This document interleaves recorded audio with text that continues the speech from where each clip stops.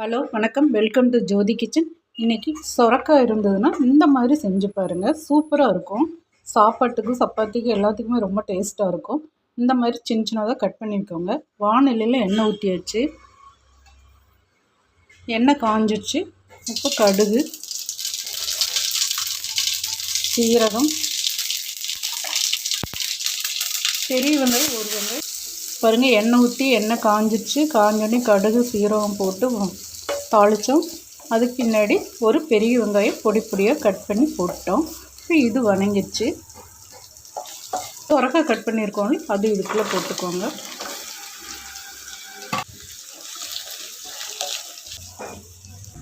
மூடி வைங்க.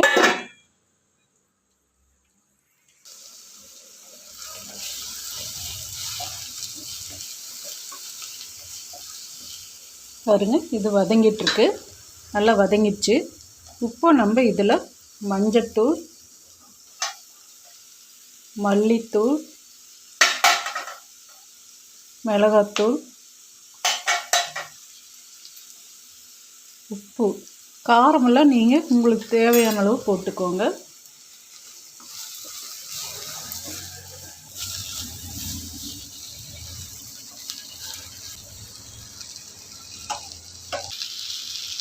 தேவையான அளவு தண்ணி ஊற்றி வேக வைங்க.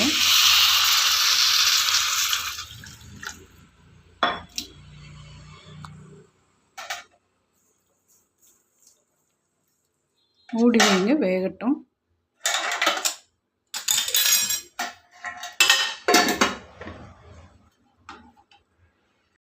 பாருங்கள், சுரக்காய் தாளிச்சு விட்டு வச்சு வெந்துக்கிட்டு இருக்கு.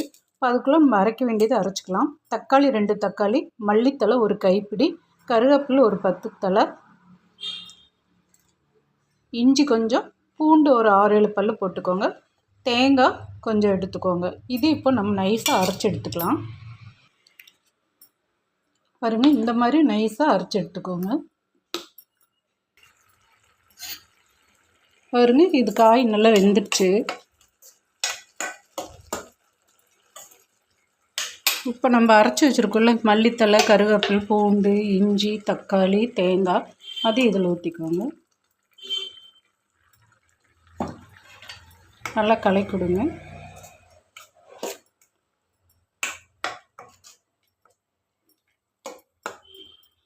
பச்சை வாசனை போகிற வரைக்கும் வேக வச்சா போதும்.